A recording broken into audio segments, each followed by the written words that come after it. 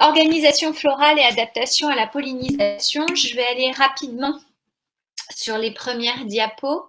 J'ai l'impression que j'ai plus de pointeur. J'ai plus ma souris. Qu'est-ce qui se passe? Voilà, tac. Est-ce que j'ai le pointeur? Voilà. Alors, on va faire un petit brainstorming. Vous avez... me dites-moi ce qui vous passe par la tête quand vous avez le titre « Organisation florale et adaptation à la pollinisation ». Et puis, je vous ai mis des photos là qu'on va étudier après. Dites-moi, organisation florale, adaptation à la pollinisation, vous pensez à quoi comme mot? Quel est le vocabulaire? Pétale, très bien. Abeille, oui. Pétale, sépale, pollen, ok. Quoi d'autre? Pistil, oui.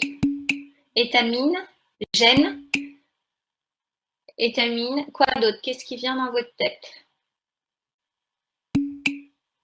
Reproduction, très bien. Sexué, asexué, gamètes. Alors, quelles sont les gamètes chez les plantes à fleurs? Chez les plantes, de toute façon, c'est qu'elles soient à fleurs ou pas. Alors, le grain de pollen contient le gamète mâle qui est... Quel est le nom du gamète mâle chez les fleurs? C'est pas le pollen. Spermatozoïde. Et le gamète femelle chez les fleurs, en fait, c'est vrai chez toutes les espèces, quoi. Ovule, exactement. Louise nous a rejoint, donc j'ai tout le monde aujourd'hui. Super, hop, je peux valider. Bonjour Louise. Reproduction sexuée, si je dis reproduction sexuée, nécessairement, vous pensez à quoi? Méiose fécondation, bravo, et donc à des organes reproducteurs qui sont inclus dans les fleurs. Vous me dites en premier pétale, sépale, c'est ce qu'on va appeler des verticiles. Verticiles, fertiles ou stériles? Et pourtant, ils sont très bien et pourtant, ils sont présents dans la fleur. Comment l'expliquer d'un point de vue adaptatif? À quoi servent-ils? Se poser, très bien. Atterrir, très bien. Ouais, donc attirer, exactement, bravo. Couleur, donc attirer. Odeur, bravo. Donc, c'est l'aspect vexillaire du pétale qui attire l'insecte pollinisateur, la couleur qui l'attire, l'odeur, et il y a autre chose qui attire l'insecte. Je pense aux abeilles, puisque vous me l'avez cité. Le sucre, exactement. Est-ce que vous vous souvenez comment on appelle la structure à la base du pétale qui sécrète ce sucre? Non? Alors, plutôt que sucre, est-ce que vous auriez un autre mot à donner? Bravo, glande nectarifère, et c'est le nectar qui est fait. Bravo, bah, vous savez tout. Donc finalement, une angiosperme, c'est une plante à fleurs qui présente donc un appareil particulier, un appareil reproducteur particulier avec des pièces stériles qui sont au niveau des verticiles externes et des pièces fertiles au centre. Dans les pièces fertiles, le plus simple pour vous à retenir, ce sont les pièces fertiles mâles, les étamines qui forment l'androcée, l'ensemble des étamines. Ces étamines, elles présentent l'antère et le filet. Est-ce que ça va pour tout le monde? Le vocabulaire, c'est au sein de l'antère que vous trouvez les loges polliniques et un grain de pollen contient le spermatozoïde. Il contient d'autres cellules. Un grain de pollen, ce qu'on appelle le gamétophyte mâle, et c'est constitué au total de 2 à 3 cellules. Est-ce que ça va pour tous? Ça va être la structure qui va permettre le transport du spermatozoïde d'une plante à l'autre. Ça participe à la pollinisation. Peut-être plus compliqué au niveau du gynécée, c'est-à-dire l'ensemble des pièces fertiles femelles. Il y a, si je vous parle de stigmate, est-ce que ce mot, vous l'avez compris ou pas trop? Je reviens dessus? Non, ok. Donc, le carpel ou pistil d'une fleur, c'est l'ensemble des pièces fertiles de la fleur femelle. Et donc le pistil ou carpelle, on considère que ces deux termes sont des synonymes. Ce pistil ou scarpelle sont constitués de plusieurs parties. Alors je vais revenir dessus. Je vais vous les présenter. Alors sur la photo précédente, vous voyez cette structure blanche ici qui va s'ouvrir, c'est le stigmate, donc c'est l'extrémité du carpelle ou du pistil, et c'est lui qui va offrir une grande surface d'échange qui vont permettre aux grains de pollen de s'y poser, de s'y coller, et ensuite de germer. Alors je vais vous montrer sur un autre schéma. Ça, c'est une coupe longitudinale d'un carpelle. Et en fait, dans ce carpelle, on voit la loge ovarienne, ça c'est l'ovaire. Et au sein de l'ovaire, ces petites structures rondes, ce sont les ovules. Alors, ça répond que partiellement. Je voulais vous montrer sur un schéma. Alors là, il est un peu difficile celui-ci parce que j'ai le stigmate, le style et la loge ovarienne ici. Mais sur cette photo, c'est compliqué. Je vais vous montrer autrement. Voilà. Donc, ça, c'est un schéma de fleurs classique. Donc, les pièces stériles sont les verticilles externes, les sépales verts souvent, les pétales souvent colorés qui attirent l'insecte, qui présentent une grande surface d'échange, donc une excellente piste d'atterrissage, ça vous l'avez bien retenu, qui sont odorantes et qui sécrètent à leur base au niveau des glandes nectarifères du nectar qui va nourrir l'insecte. Donc, c'est la stratégie adaptative développée par les plantes angiospermes pour attirer des insectes pollinisateurs. On parle d'entomophilie. Phile, aimer, entomo, les insectes. Il y a des plantes angiospermes avec des fleurs aussi qui ont une autre stratégie de pollinisation qui est l'anémophilie. Et là, le vecteur, ça va être, c'est quoi dans le cas de l'anémophilie? Si c'est pas l'insecte, bravo, c'est le vent. Ici, sur le schéma classique d'une fleur, vous avez donc les sépales, petits, généralement verts, soudés ou non. On a vu qu'ils pouvaient être soudés, exemple la campanule, ou libres. Les pétales, soudés ou non, dans la campanule, ils sont soudés, ils peuvent être libres. Dans le cas, par exemple, de la fleur d'arabette, ici, l'arabette des dames, ou dans le cas de la fleur du cerisier. Et puis, vous avez disposé en cercle un peu plus interne les pièces fertiles mâles, donc l'androcée, qui est composé finalement d'un ensemble d'étamines. Une étamine, c'est une antère et un filet. Et enfin, au centre de la fleur, vous avez la pièce fertile femelle qu'on appelle pistil ou carpelle. Donc là, je vous ai mis carpelle, c'est le synonyme de pistil. Et un carpelle ou un pistil, c'est, on va dire, 4 choses à retenir éventuellement. La partie la plus superficielle, la plus en hauteur, qui va souvent développer une grande surface d'échange, c'est le stigmate. C'est sur ce stigmate que les grains de pollen vont se déposer et germer. Donc, il y a un petit mucilage, une substance hydrophile qui aime l'eau, qui est sécrétée à cet endroit-là et qui va permettre d'une part de coller le grain de pollen qui s'y est posé et surtout de lui favoriser sa germination. Ensuite, il y a un conduit. Ce conduit-là, ça s'appelle le style. S-T-Y-L, vous n'êtes pas obligé de le retenir, ce mot-là. C'est finalement la jonction entre le stigmate et l'ovule. Les ovules, ici, vous en avez dessiné 6. Ils sont protégés au sein d'une loge qu'on appelle la loge ovarienne. Donc l'ovaire, c'est cette structure un peu renflée qui contient les ovules. Le style, c'est la jonction, le conduit entre le stigmate où vont mûrir, germer les grains de pollen et l'ovaire contenant les ovules. Donc pistil ou gynécée ou encore le carpelle, c'est l'ensemble des pièces fertiles femelles. Donc parfois, vous avez plusieurs carpelles au sein du gynécée. Est-ce que c'est clair ça pour tout le monde? Ça, au niveau du vocabulaire, je peux revenir à la première diapo? Donc si ça va, si j'ai pas de réaction, je vais donc reprendre 2-3 petites choses. Donc, organisation florale et adaptation à la pollinisation, on est toujours dans cette contrainte de la vie fixée et de la stratégie adaptative et évolutive mise en place par les angiospermes.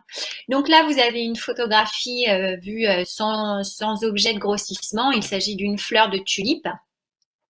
Et vous observez en fait deux cercles, un cercle externe jaune, ça ressemblerait à des sépales colorés, et un cercle plus interne toujours jaune, des sépales colorés. Alors la tulipe, c'est une plante ornementale un peu modifiée, et en fait les sépales et les pétales, eh bien ils ont un petit peu fusionné, si j'ose dire, ils ont la même couleur et la même et un petit peu, il y a aussi une sécrétion de glandes nectarifères.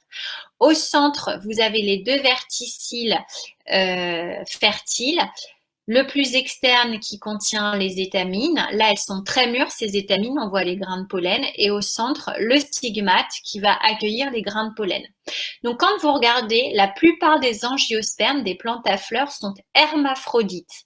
Ça veut dire que sur une même fleur, j'ai et les étamines et le pistil ou carpelle. Donc, possiblement, vous pourriez avoir une reproduction sexuée en interne. Ce qui n'est pas un avantage adaptatif. Pourquoi? Parce que si les étamines contenant les pollens, les grains de pollen, viennent libérer leur pollen juste au contact du stigmate, en termes de brassage allélique, ça va être très très pauvre. Et moins je brasse d'informations, plus d'une génération à l'autre, j'homogénéise mes descendants. Et d'un point de vue adaptatif, c'est nul parce qu'au moins de changement environnemental, je ne serai pas adaptée à des variations. Donc, la stratégie, ouais, effectivement. Mais nous, en terminale programme 2012, la seule chose que je peux vous montrer, ce que j'ai à vous enseigner, c'est que les fleurs présentent de grandes stratégies adaptatives pour favoriser ce qu'on appelle une fécondation croisée. Des stratégies, on va dire, mécaniques. C'est-à-dire que soit elles sont entomophiles, soit anémophiles. Il y a aussi des fleurs hydrophiles. La Vallisnerie, elle utilise l'eau comme vecteur de transport du grain de pollen. Mais dans la plupart des plantes à fleurs, angiospermes, pour limiter cette autofécondation, 80% des plantes à fleurs sont hermaphrodites. D'accord, même 90%, je crois. Donc, en gros, c'est la majorité de vos fleurs qui ont et le gynécée et l'androcée dans la même fleur. Il y a quelques plantes, 5 à 10%, qui sont dioïques. C'est pas à retenir ce mot-là.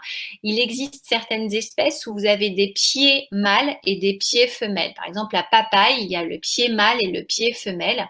Donc là, l'avantage adaptatif, c'est que vous êtes nécessairement dans une reproduction sexuée avec un brassage allélique intéressant et donc une grande diversité d'organismes. L'inconvénient, c'est que comme vous êtes fixé, si jamais il n'y a pas d'agent pollinisateurs de type insectes ou vent, vous êtes voué à ne pas avoir de descendants puisqu'il n'y aura pas de reproduction sexuée. Alors, elles sont très intelligentes, ces fleurs, ces plantes, parce qu'il y a un autre moyen de se reproduire qui n'est pas la reproduction sexuée, qui est la reproduction asexuée. Le marcottage, le bouturage, vous en avez peut-être déjà entendu parler. Il y a beaucoup de fleurs. Par exemple, la stolonisation, les fraisiers, ils se reproduisent énormément par reproduction asexuée. Ça permet de coloniser l'espace très rapidement. Les tubercules de pommes de terre, les pommes de terre colonisent l'espace aussi très rapidement par reproduction asexuée. Les chlorophytums, vous en avez peut-être. Là, je ne peux pas aller le chercher. Attendez. Oui. Je risque de tout casser. C'est pas grave. Donc, il y a plein d'espèces végétales qui font et la reproduction sexuée et la reproduction asexuée. Le gros avantage de la reproduction sexuée, on l'avait vu en début d'année et vous me l'avez rappelé là, c'est méiose et fécondation, autrement dit, c'est un brassage allélique, donc des individus tous différents, et qui dit individu au phénotype, au génotype différent, dit une capacité d'adaptation grande face à un environnement qui évolue, qui change. Par contre, c'est très coûteux d'un point de vue énergétique, puisque vous l'aurez compris, une fleur, eh bien, ce sont des verticilles stériles à mettre en place, c'est coûteux, ça paraît bête comme ça, mais produire du nectar, produire de la couleur, eh bien, ça demande une dépense énergétique.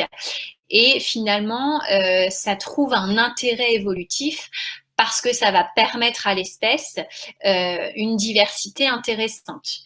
Est-ce que c'est clair ça pour tout le monde? Bah, en fait, c'est des tépales chez la tulipe. Alors, les élèves avec qui j'avais travaillé sur la tulipe, je leur avais dit de considérer 3 sépales externes et 3 pétales internes.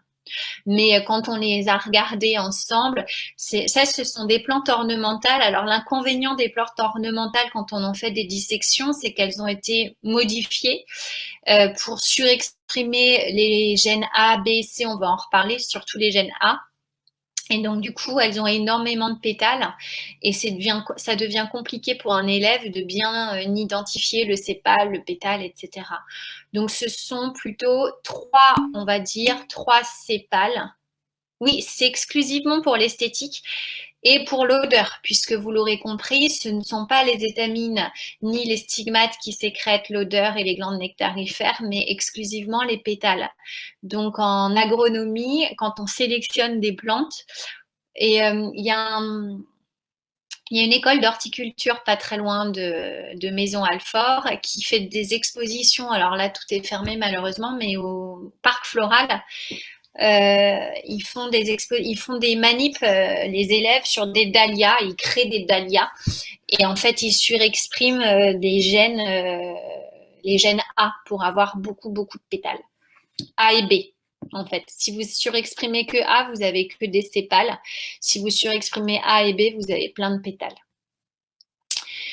Donc, je continue. Ça, c'était juste pour que vous ayez conscience, mais ça, généralement, vous n'êtes pas surpris. Là, vous avez une photographie d'une renoncule jaune, hein, ce qu'on appelle le bouton d'or vulgairement. Et l'insecte ne voit absolument pas les mêmes couleurs que nous, il n'est pas dans les mêmes gammes de longueur d'onde et il n'a pas du tout un œil qui est fait monoculaire comme nous, il a un œil à facettes et donc voilà, il est attiré surtout par le cœur de la fleur, pas trop par la périphérie. La périphérie lui est utile en termes de stabilisation quand il se pose, mais ça n'attire pas l'insecte. Bon, ça je passe, ça on en a parlé.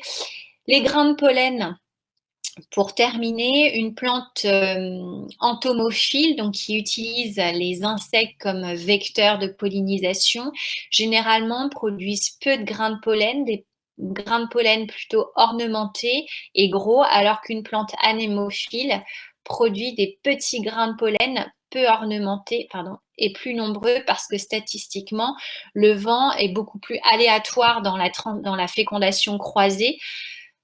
Afin d'augmenter les chances de reproduction sexuée, une plante anémophile va produire énormément de grains de pollen. Donc, c'est un petit peu plus coûteux d'un point de vue énergétique. Mais vous allez me dire, l'anémophile, elle dépense plus d'énergie en développant de la couleur, des odeurs, etc. Donc, l'un dans l'autre, finalement, ça s'équilibre. En ce moment-là, on est début mai, vous commencez à avoir des graminées, hein, ceux qui sont allergiques, vous commencez à éternuer. Alors, c'est pas un graminé, mais il y a le platane en ce moment, ça y est, qui est en train d'émettre ses grains de pollen et c'est assez irritant. Ça a tendance à gratter un peu la gorge pour ceux qui sont un petit peu sensibles d'un point de vue système immunitaire. Et les graminées, ce sont des plantes anémophiles, donc pas entomophiles. Donc, les grains de pollen sont tout petits, très nombreux. Et d'un point de vue, vous m'avez dit que c'était pas trop acquis la composition d'un carpel, eh bien chez les graminées, le stigmate, il est dit plumeux. En fait, il est très fin et il a une forme de plume.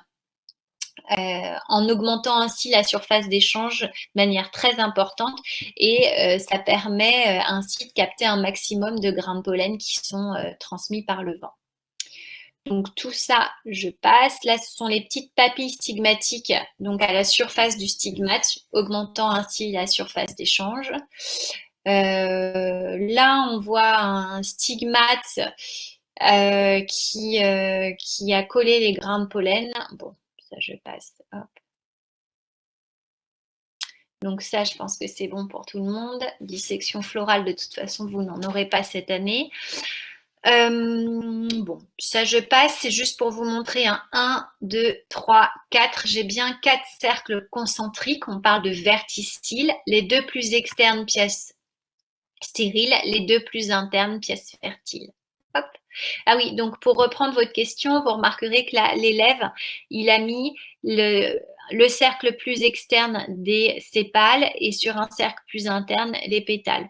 Il s'est juste trompé, il a fait un cercle en trop. Hein. Normalement, il y a 1, 2, 3, puis au centre, le quatrième cercle très réduit. Il n'y a pas 5 cercles à dessiner. Une fleur s'organise en 4 cercles concentriques. Donc là, ça c'est un grain de pollen de courge à gauche, là, ornementé, et à droite de tulipe, avec une mesure du diamètre. Et là, ce sont des lames minces au lycée, disponibles au lycée.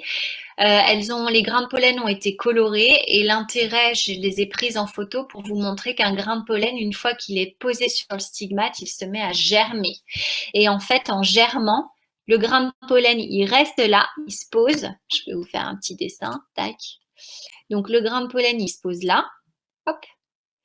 Et au contact des papilles stigmatiques et du mucilage qui est sécrété là, il va se mettre à germer. En fait, il y a un tube pollinique qui va croître au sein du style.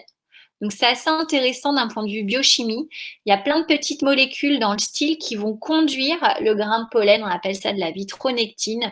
C'est un mécanisme sympa à comprendre. Et en fait, au sein de ce tube pollinique, eh bien, va s'acheminer le spermatozoïde. Donc, le tube pollinique, il croît, et paf, il arrive jusqu'à l'ovule. Et là, il y a fusion du spermatozoïde gamète mâle avec l'ovule. Voilà comment ça se passe au niveau d'une fleur. Alors, dès qu'il y a fusion, cet ovule qui fusionne avec le spermatozoïde, ça vous donne un zygote diploïde. Et ce zygote, en fait, va évoluer en graine, en embryon contenu dans une graine. Est-ce que ça, c'est clair pour tout le monde? Et la loge ovarienne, l'ovaire, ici, va évoluer, lui, en fruit. Donc, c'était la dernière chose que je devais vous apprendre aujourd'hui, enfin mercredi dernier en TP, mais je le fais aujourd'hui puisque j'ai pas eu le temps de le voir avec vous. La fleur donne le fruit. Et si on veut être très précis, c'est au sein du pistil, les ovules fécondés vont donner les graines et la loge ovarienne va donner le fruit.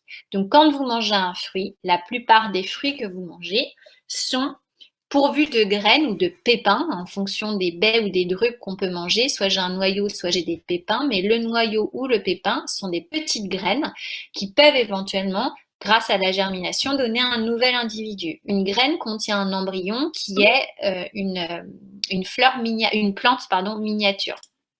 Donc, on va avoir tout ça. Donc là, c'était juste pour vous rappeler qu'un grain de pollen de courge, c'est un gros grain de pollen avec des ornementations. Donc, typiquement, l'espèce courge est une espèce entomophile, donc qui se reproduit qui profite des insectes comme vecteur de pollinisation. Bon, ça, c'était des élèves qui voulaient regarder des pétales au microscope parce qu'ils trouvaient ça joli.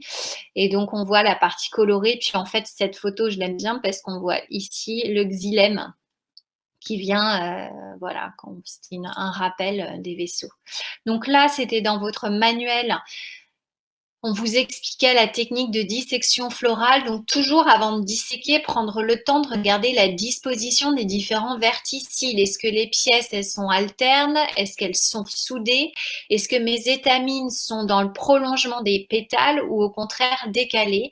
Et à la fin, on obtient ce qu'on appelle un diagramme floral, c'est cette représentation-là. Et c'est pas fait de manière aléatoire. Ici, dans l'espèce tulipe, je compte 1, 2, 3, 4, 5, 6 étamines. Et ces étamines sont en face des pétales et des sépales. Est-ce que c'est clair ça pour tout le monde? Je continue. Hop. Bon, ça, je laisse.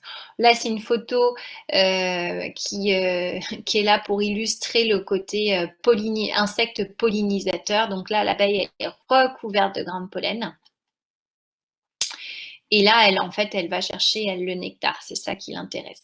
Et donc, on s'est arrêté mercredi dernier sur la partie un peu plus compliquée, le contrôle génétique de la mise en place de ces pièces-là bien organisées, de ce plan d'organisation. À l'extérieur, les sépales, puis à l'intérieur, les pétales, puis encore à l'intérieur, le verticille qui contient les étamines et au centre, le pistil au carpel. Et donc, les gènes impliqués dans la mise en place de cette fleur des angiospermes, on en dénombre 3. En fait, il y en a beaucoup plus. Hein. On sait maintenant qu'il y a plus que ABC, mais au programme, j'ai seulement à vous enseigner les gènes ABC et à vous expliquer comment on les a mis en évidence grâce à des mutants créés par mutagénèse dirigée. Donc, A, B, C, ça, il faut savoir le représenter. Faites attention, c'est A, C à sa droite et B au-dessus. Vous plantez pas le B, parfois des élèves me le placent à la place du C et là, dans ce cas-là, plus rien n'est juste. Donc, ce symbole-là signifie inhiber. Autrement dit, le gène A a une action inhibitrice sur l'expression du gène C et le gène C, réciproquement, a aussi une action inhibitrice sur le gène A. Et donc, par l'analyse de différents mutants, ce qu'on a conclu mercredi dernier, c'est que le gène A, lorsqu'il s'exprime seul, lorsqu'il est dans une cellule où il est le seul à s'exprimer, il induit une différenciation en sépales. Lorsque ce gène A dans une cellule donnée s'exprime en même temps que le gène B, alors il induit la différenciation en pétales. Lorsque le gène C s'exprime en même temps que le gène B dans une cellule donnée, il induit la différenciation de cette cellule en étamine. Et enfin, le gène C, lorsqu'il s'exprime tout seul, induit la différenciation en carpel. Donc, ce qui est intéressant, et on l'avait déjà vu avec les drosophiles, je ne sais pas si vous vous souvenez, les gènes homéotiques, Antennapedia, Ultrabithorax, etc., quand je vous avais expliqué l'effet des duplications de gènes, eh bien, en fait, on a finalement un ordre SPEC, spec, là, de l'extérieur de ma fleur vers l'intérieur, cette organisation sépale externe, pétale plus interne, étamine plus interne et au cœur le carpel, eh bien, elle est contrôlée, elle est gouvernée par l'expression de gènes homéotiques qui s'appellent A et qui s'expriment plutôt vers la partie extérieure, B vers la partie centrale et C vers la partie au cœur vraiment de la fleur. Donc, l'analyse des mutants confirme, si je crée une mutation au niveau du gène A, j'empêche le gène A de s'exprimer, C prend la place totale du gène A et on va avoir à l'extérieur des carpels, puis un verticille étamine, puis de nouveau un verticille étamine et enfin au centre des carpels, d'où cette structure un peu particulière qu'on a nommée apétala, A privatif, sans pétales, mais sans sépales aussi. Hein. Vous avez à la place des sépales des carpels, ça c'est C qui s'exprime tout seul. Puis B et C, ça vous donne un cercle d'étamine à la place des pétales. B et C qui s'expriment de nouveau tout seul, ça vous donne un cercle d'étamine un peu plus interne qui occupe la place habituelle. Et au cœur, C tout seul vous donne des carpels centraux. Est-ce que ça va pour apétala? C'est difficile cette partie, n'hésitez pas à me dire si vous voulez que je reprenne. Hein. Ça va? Bon. Alors si vous ne me dites rien, c'est que ça va. Ici, on a empêché l'expression du gène B.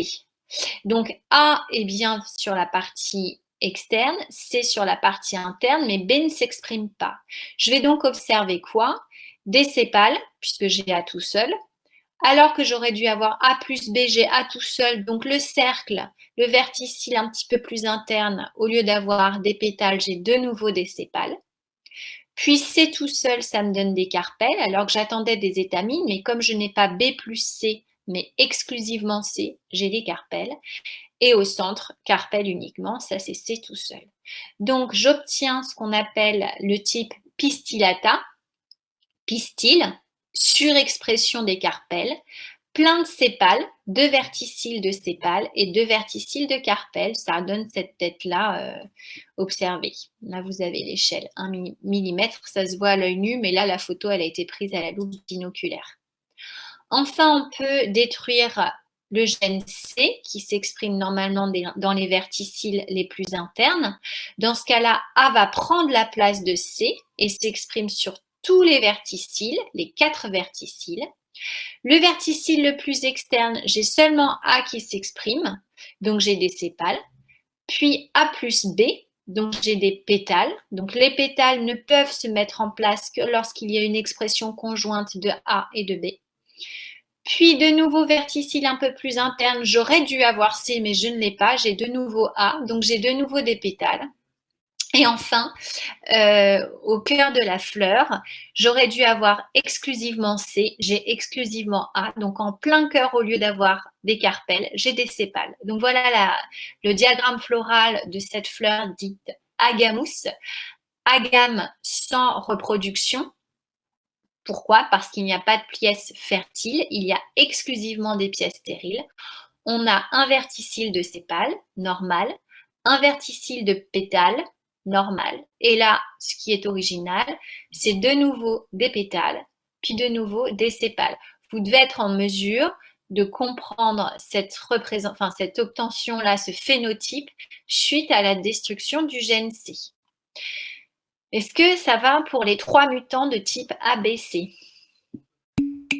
Tout le monde arrive à suivre? C'est lundi, ça va, vous êtes en pleine forme. Alors Sophie, pour reprendre votre question, en fait, dans la nature, déjà, sans que les ingénieurs agro interviennent, la diversité des fleurs que vous pouvez observer, elle s'explique entre autres par une diversité d'expression des gènes ABC.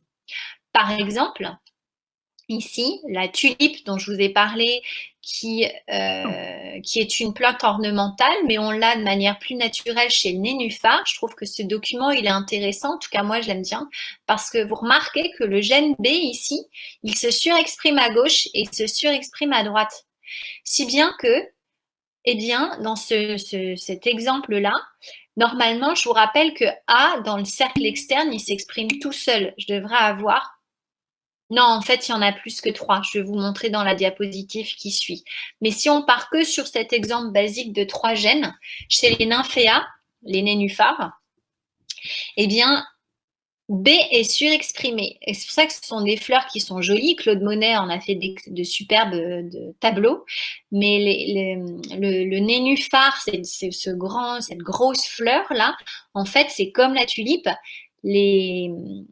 Il n'y a pas de sépale. En fait, le sépale, c'est un pétale. Pourquoi? Parce que j'ai une surexpression de B à gauche. Vous comprenez ça? Donc, du coup, alors que j'espérais avoir des sépales, bah, j'ai des pétales, puis de nouveau des pétales, puis ici des étamines. Et en fait, au cœur, je peux aussi avoir des étamines. Donc là, quand j'ai une surexpression à droite comme à gauche de B, je vais arriver vers finalement une fleur qui ne sera pas hermaphrodite, mais qui va plutôt vers ici, quel sexe? Si j'ai une surexpression de B. Ouais, exactement. Ça va, ça pour tous? C'est une bonne conclusion à tout ce que vous avez eu sur l'année, c'est que finalement, un phénotype, ce que j'observe, là, les fleurs, typiquement, c'est sous contrôle environnemental, ça c'est une évidence, mais aussi sous contrôle génétique. Et il ne suffit pas d'avoir le gène, ce qui compte aussi, c'est qualitativement et quantitativement son expression. Quand j'ai une surexpression d'un gène, je peux induire une modification phénotypique. Regardez, ici, chez les polygonacées, exemple le rumex, là, vous avez plutôt une sous-expression de B. Et dans ce cas-là, c'est pas typiquement, ça, c'est pas des fleurs entomophiles, mais vous allez avoir sépales, ça c'est normal, mais au lieu d'avoir des pétales, vous allez de nouveau avoir des sépales. Donc, c'est pas des fleurs qui sont très jolies. Bon, cette plante-là, typiquement, elle n'est pas entomophile, hein, elle est anémophile. Est-ce que ça va, ça, pour tout le monde? C'est clair? Alors, si c'est clair, si vous ne... Voilà, donc je vous ai mis les nymphéas parce que je trouve que c'est un très bel exemple. On voit super bien les étamines, là, au milieu. Et surtout, ce qui est impressionnant, et c'est pour ça que ce sont des très belles fleurs, c'est que, et c'est naturel, hein, les sépales sont devenus des pétales par surexpression de B dans la partie gauche. Voilà. Donc, ABC, en fait, le modèle récent, c'est pas ABC, c'est ABCDE.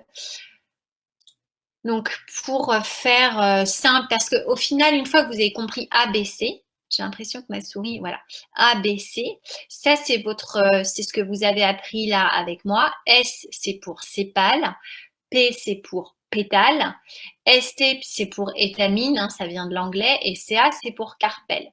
Bon, ben, en réalité, c'est un tout petit peu plus complexe que ça. Les gènes homéotiques impliqués dans le plan d'organisation florale, il n'y en a pas que 3. Il n'y a pas que A, B, C. Il y a aussi D ici et E. De sorte qu'en fait, si je veux vraiment au sein du carpelle avoir mis en place d'ovules, il faut le gène C, mais aussi le gène D et aussi le gène E. C'est-à-dire que si vous détruisez E, ben vous avez 0 fleur. Si vous détruisez D, vous avez une fleur, mais qui est sans ovule.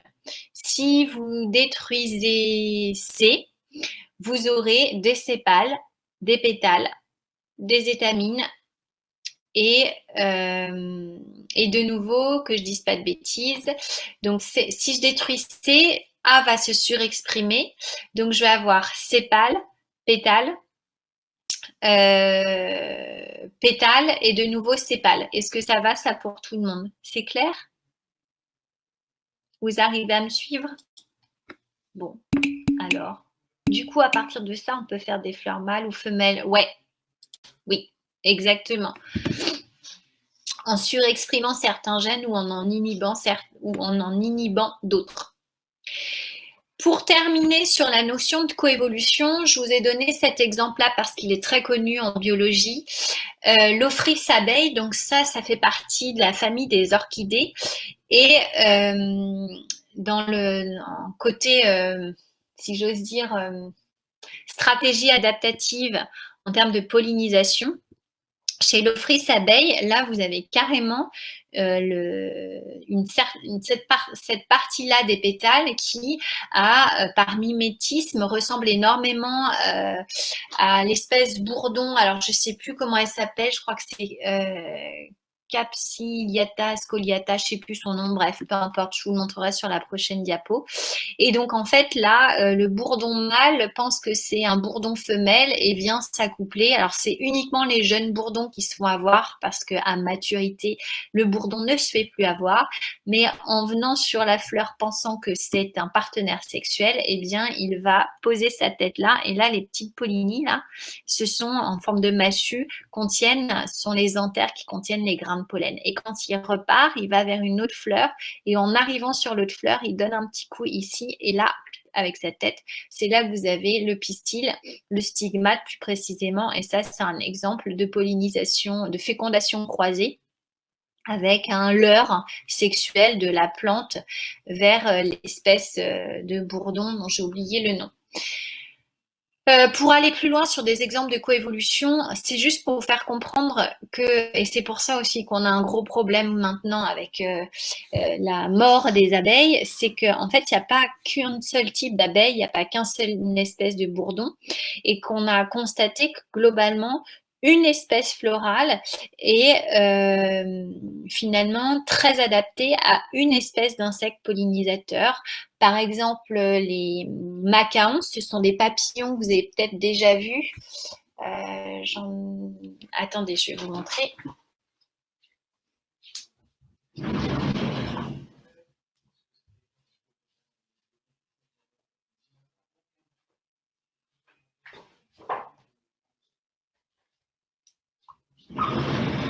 Alors, ici, hop, le macaon, c'est ce papillon-là que vous avez peut-être déjà vu. D'accord? C'est un beau papillon. Et ce macaon, en fait, il a sa chenille, elle ressemble un peu à ça. Eh bien, il ne pollinise qu'un seul type de fleur, c'est la fleur de la carotte. Alors, je ne sais pas si on le voit là. Je vais aller vite. Ouais, voilà. Vous avez déjà vu, c'est une ombellifère, ces fleurs-là, à ne pas confondre avec de la ciguë, bref. Et donc, c'est ce papillon, exclusivement ce papillon que vous allez retrouver, enfin ces chenilles, vous allez les retrouver sur les carottes. Donc, il y a ce qu'on appelle une coévolution entre l'espèce florale et l'espèce animale. Et donc, ces stratégies-là, votre fleur, elle continue d'évoluer et votre papillon aussi. Et ils évoluent ensemble. Donc ça, c'est assez fort. Vous avez des exemples ici que je vous ai mis tirés du livre de génétique moléculaire évolutive de Harry, qui est super bien fait. Mais bon, après, vous lisez ou pas, il n'y a pas besoin vous n'avez pas besoin d'être expert en coévolution. Il faut que je m'active de la graine au fruit. Alors, je vous enverrai sur WhatsApp 2-3 photos de mes fraisiers, mais là en ce moment ça fonctionne. Enfin, on n'a eu qu'une fraise pour le moment, donc on a un peu faim. Je vais juste vous faire remarquer 2-3 petites choses. Ça, c'est la tulipe dont on a enlevé les pièces fertiles. Donc là, on est à l'étape florale. Et lorsque les grains de pollen vont germer au niveau du stigmate et ensuite vont féconder les ovules, le spermatozoïde des grains de pollen va féconder les ovules. Ces ovules vont alors se transformer en graines et la loge ovarienne va se transformer en fruit. Alors ce midi, et là vous avez les restes du stigmate, donc ça c'est ce qu'on appelle un ovaire infère. Ce midi par exemple, si vous mangez des kiwis, c'est la saison là, je vais vous montrer un kiwi, normalement j'avais pris des photos à la fin, voilà. Donc votre kiwi, vous pouvez avant de le manger, l'orienter un petit peu et chercher des restes de la fleur. Alors là, on les voit, je ne sais pas si c'est bien visible, peut-être en zoomant, on verra mieux, je ne sais pas, parce que c'était... Ouais, ma photo, elle n'est pas géniale. En fait, ce sont les restes d'étamine. Ah, et là, à la base, au niveau du pédoncule floral, l'ancien pédoncule floral, vous pouvez voir des restes de sépales. Des fois, on voit comme des petits triangles marrons. Donc là, c'était ma fleur, elle était orientée dans ce sens-là, la base du pédoncule ici. Et là, j'avais les étamines et puis le stigmate. Et en fait, l'ovaire de mon kiwi, il est infère, il est en dessous les étamines. Et grâce à la pollinisation, les ovules qui étaient là à l'intérieur sont devenus des graines et la loge ovarienne est devenue le fruit. Donc là, c'est un exemple typique, le kiwi, vous mangez tout, puisque c'est rare que vous enleviez les graines, quoi. Ou alors, c'est que... Bon, bref. Donc, vous mangez tout. Qu'est-ce que je peux vous montrer comme autre exemple très connu que vous avez? Alors là, c'est pareil, je vais essayer de... Donc là, en ce moment, j'en ai un petit peu sur mon balcon, là, des tomates, des petites tomates. Donc là, actuellement, on est au stade floral. Donc ça, c'est la fleur de tomate. Et si je coupe l'intérieur, donc là, vous reconnaissez les sépales en vert, les pétales en jaune. Et si je fais une coupe à l'intérieur du carpel, eh bien, au sein du carpel, je vois les petits ovules ici, qui sont liés à une zone centrale, le placenta. Et donc, grâce à la pollinisation, eh bien, une fois que ma fleur est pollinisée, elle va évoluer en fruit. J'ai toujours les sépales à la base. Les pétales, comme ce sont des pièces très fragiles, eh bien, elles vont souvent tomber. Et par contre, l'ovaire va évoluer en fruit. Donc, la loge ovarienne se développe, c'est ce qu'on mange. Et quand on est grand cuisinier, on enlève souvent, pour le coup, enfin grand cuisinier. Moi, je les mange, mais je ne suis pas une grande cuisinière. On enlève les graines ici. Et donc, les graines sont les ovules qui ont été fécondés. Je regarde si j'ai d'autres exemples. Tac. Alors, je vous enverrai sur WhatsApp. La fraise est un faux fruit. Par exemple, alors j'ai fait quelques photos. En fait, si vous regardez votre fraise, le fruit au sens strict, c'est le petit grain qui est à la surface. Là, il y en a plein des petits grains. Ça, c'est le fruit. Et si on arrive à le couper, et si j'arrive pas, moi, j'ai pas de scalpel à la maison, on peut voir à l'intérieur du fruit la graine. Mais ce que vous mangez, vous, dans la fraise, c'est en fait le pédoncule. C'est ce truc-là. En fait, c'est la base de la fleur qui va grossir et se gorger de sucre. Donc, c'est un faux fruit, la fraise. Bon, et ce fruit alors, pourquoi ce fruit? D'un point de vue stratégie adaptative, eh bien la logique, elle est toute vue. Ce fruit en fait sucré, rouge, va attirer, alors pas franchement des insectes, plutôt des animaux type renard, type oiseau, il y en a beaucoup. Et cet oiseau qui mange les cerises du cerisier va avaler la chair de l'ovaire, mais va avaler aussi la graine, le noyau si vous voulez. Au niveau du tube digestif de l'oiseau, il y a suffisamment de sucre digestif acide qui vont permettre de sclérifier un petit peu la zone coriace du noyau. Et lors des déjections, en fait, il y a un processus d'altération de l'enveloppe de la graine qui va permettre à un futur cerisier ou autre de germer. Je ne sais pas si j'ai été bien claire, mais en gros, pour que la graine germe, il faut généralement qu'il soit passé au travers du tube digestif d'un renard ou d'un oiseau. Là, vous avez dans votre livre, alors attendez, je vais juste vous remontrer. Non, bah non, on va repartir là-dessus, excusez-moi.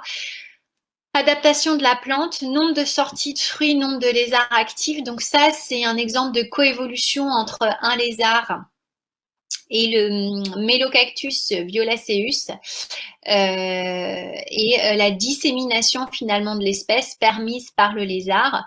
Graines ayant germé en pourcentage cumulé en fonction des jours.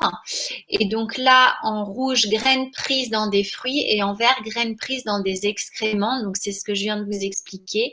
En gros, il y a beaucoup de fruits. S'ils ne sont pas passés par le tractus digestif, les graines ne vont pas germer. Donc l'intérêt du fruit, nous, ça nous régale, mais bon, nous, on ne fait rien germer.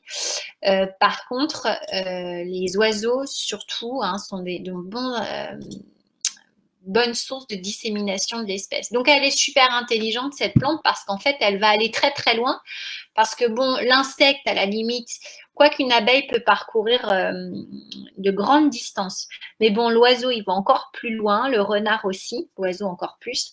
Donc ça permet, c'est une stratégie en termes de colonisation de l'espace qui est énorme. Ça, c'était un petit poivron, la famille des solanacées. Les solanacées, dedans, vous avez la pomme de terre, par exemple. Et donc, le poivron, quand vous le cuisinerez ce midi, peut-être que vous y penserez. Vous verrez quoi? À la base, paf, les anciens sépales. Et puis, souvent, il y a un petit truc noir ici. Ben, c'est l'ancien stigmate. Et vos graines, là, ce sont les ovules. Et c'est bien la loge ovarienne que nous consommons. Là, on le voit super bien en coupe. Paf, il y a 3 loges ovariennes. Qu'est-ce que je vous ai mis? Ça, peut-être petit, vous avez tenté un jour de faire germer un noyau d'avocat. Donc là encore, l'avocat, c'est le fruit. Ce qu'on mange, c'est l'ovaire. Et ce qu'on retire, c'est l'ovule fécondé, la graine. Et si on arrive à couper sans se blesser cette graine, eh bien, on remarque dans la graine un petit embryon. Et cet embryon, s'il germe, ça vous donnera une plante. Et on reperpétue l'espèce. Donc ça, chez les papaveracées, là, donc tac, le pavot, coquelicot, dans la famille des papaveracées, le pavot ou ici le coquelicot. Là, vous avez l'ovaire, il y a une coupe ovarienne et à la fin, ça donne ce fruit-là. Et puis là, vous avez donc chez les rosacées comme les cerisiers, tac, là, c'est la fleur. Une fois que la fleur a été pollinisée, l'ovaire, hop, se met à se développer avec au centre la graine qui formera le noyau et la loge ovarienne donne le fruit. Et puis, c'était, bon, ça, voilà, c'est fini. Ça, c'était une élève, je sais plus, une élève qui avait trouvé à la base de la pomme les restes d'étamine. Donc, la pomme est bien un fruit qui provient de l'évolution de l'ovaire d'une fleur. Est-ce que c'est clair ça pour tout le monde? Je pense qu'il est l'heure. Ah non, ça va, j'ai eu peur. Est-ce que ça va?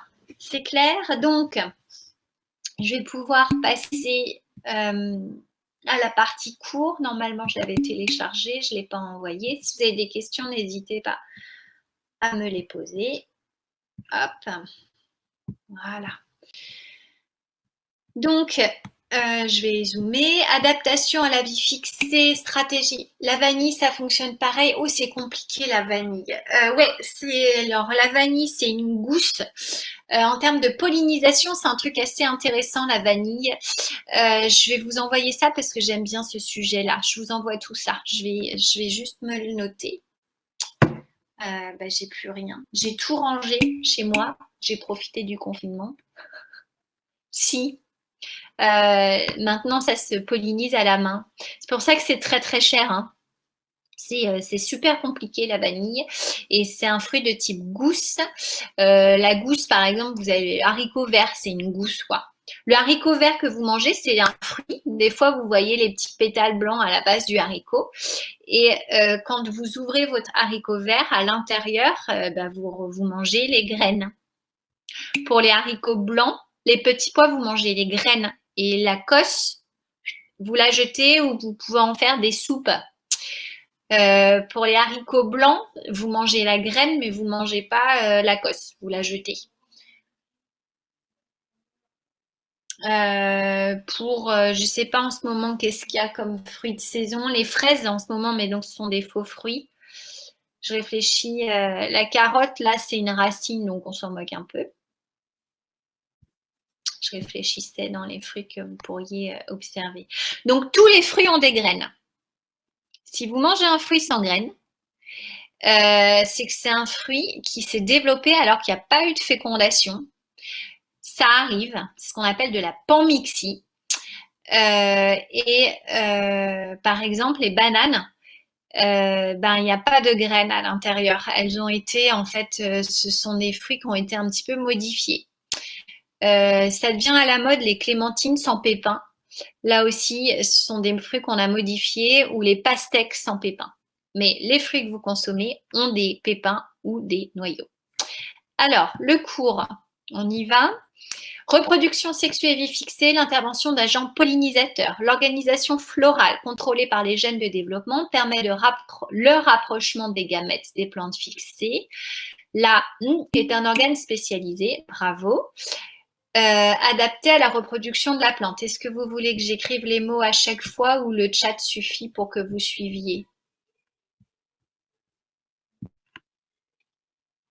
Bon, ça ne me coûte rien de l'écrire. Allez, je l'écris. Elle dérive d'une différenciation d'un bourgeon floral suite à l'expression de gènes de développement, bravo, ou gènes homéotiques, bravo, développement. ABCDE, vous pouvez retenir ABC, ça suffit. Ces gènes participent à l'apparition des pièces stériles et fertiles.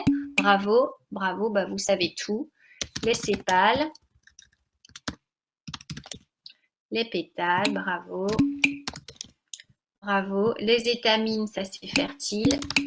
Et les carpelles ou pistils, comme vous voulez. Je vais mettre carpelles parce que c'est un petit peu plus... Voilà, c'est un peu mieux. Des modalités particulières de reproduction. Bien que fixées, des plantes présentent une diversité de modalités de reproduction favorisant ou non l'autofécondation. Cas de fécondation croisée, les plantes entomophiles. La structure de la fleur peut être adaptée, bravo, à sa pollinisation avec 2 L, hein, pollinisation. Ah. Par les insectes. En effet, l'organisation en verticille, ça va, verticille, vous pouvez dire cercle concentrique, c'est la même chose. Des pièces stériles, sépales et pétales offrent une piste d'atterrissage pour les insectes pollinisateurs. Ces derniers sont attirés par les couleurs de pétales et surtout par le, bravo, nectar. Hop là. Produit par les glandes nectarifères à la base des pétales. L'insecte butinant alors entre en contact avec les grains de poivre. Présent à l'extrémité des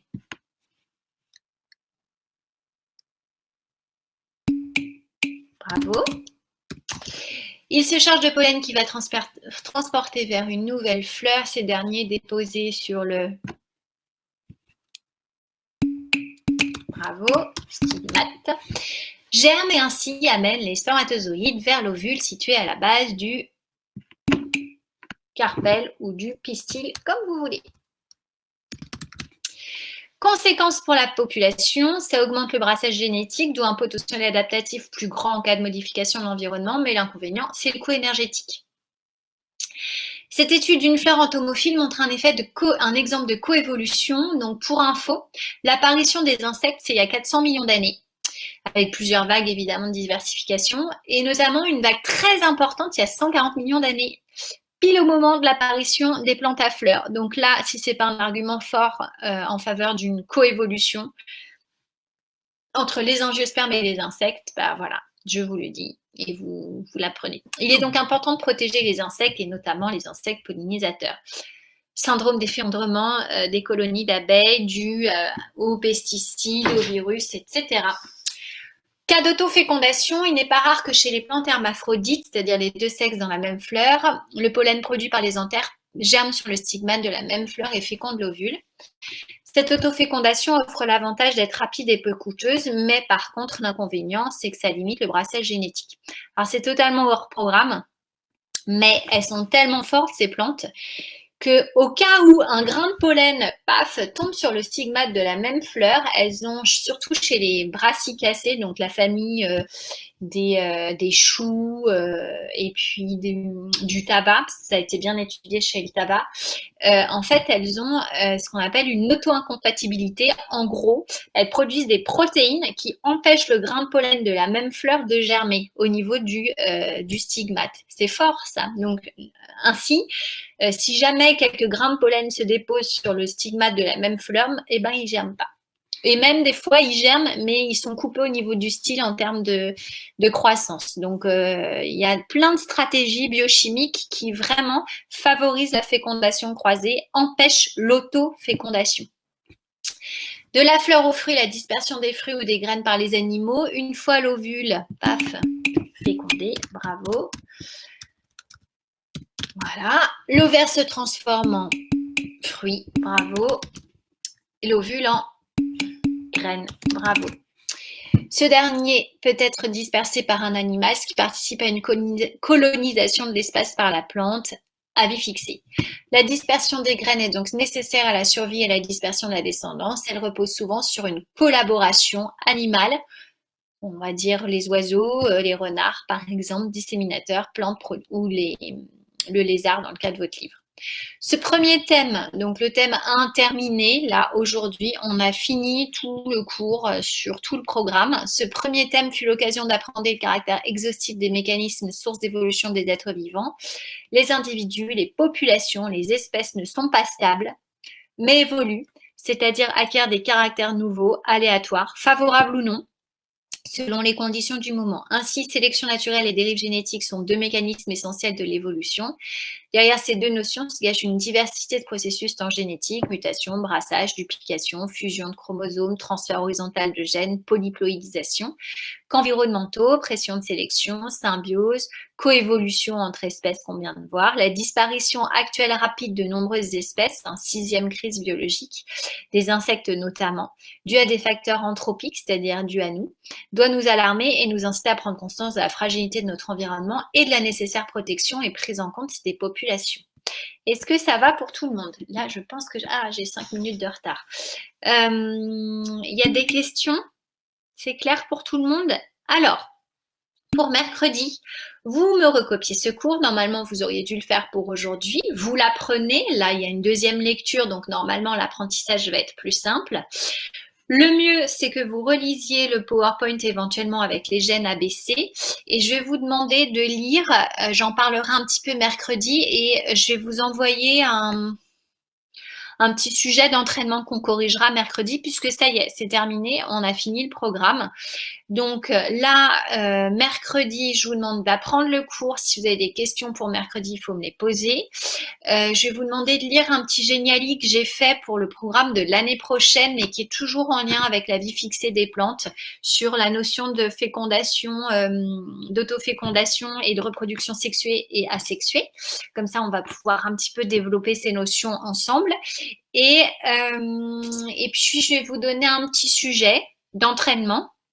Vous le faites, idéalement, vous vous chronométrez. Si vous ne le faites pas, moi, j'ai aucun moyen de le savoir, juste pour qu'on s'entraîne. Et lundi, je vous en donne un en temps limité. Je crois que ma réunion, elle commence à 9h30. Donc, à 9h15, je vous demanderai de vous connecter. Je vais vous écrire tout ça sur la classe virtuelle. Je vous envoie le sujet. Et puis, il faudra je vous laisserai, j'ai pas encore choisi le sujet. Donc, je pense, allez, on va dire 1h30. Je vous laisse 1h30 pour le composer et me l'envoyer après. Je vous rappelle que les notes, elles ne sont pas comptées sur votre bulletin. C'est juste en guise d'entraînement dans l'hypothèse où en juin, on se revoit. Voilà, c'est ce que je peux vous proposer. Et puis après, on va donc s'entraîner sur des exercices. On va pas faire ça pendant un mois, ça va vous gaver et moi aussi. Donc ensuite, je traiterai des sujets d'actualité que je suis en train de créer et que j'ai vu déjà avec d'autres classes. Est-ce que c'est clair ça pour tout le monde? Ça va? Pas de questions? Tout le monde va bien? Bon, ok. Alors je vous envoie le travail à faire pour mercredi. J'en sais rien, Jeanne. Je l'espère toujours. Chaque jour, j'y crois. Mais bon, je le souhaite. Moi, j'ai envie d'aller au lycée. Voilà, maintenant, ça dépend pas que de moi, ça dépend de plein de choses. Il y a plein de choses que je maîtrise pas non plus. Mais bon, donc je ne sais pas. Je suis navrée de ne pas avoir réponse à vos questions. Je maîtrise mieux la pollinisation de la vanille. Je vous envoie tout ça. C'est toujours utile. Je vous l'ai dit. En tout cas, essayez d'avoir un rythme de travail, vraiment. Voilà. Essayez de ne pas décrocher. Parce qu'en septembre, vous allez tous commencer de nouvelles choses et que si vous ne faites rien là pendant 4-5 mois, ça va être juste une catastrophe pour vous à la rentrée septembre. Bon, allez, bonne journée à tous, prenez soin de vous et à demain pour l'EXP et à mercredi 10h pour tout le monde.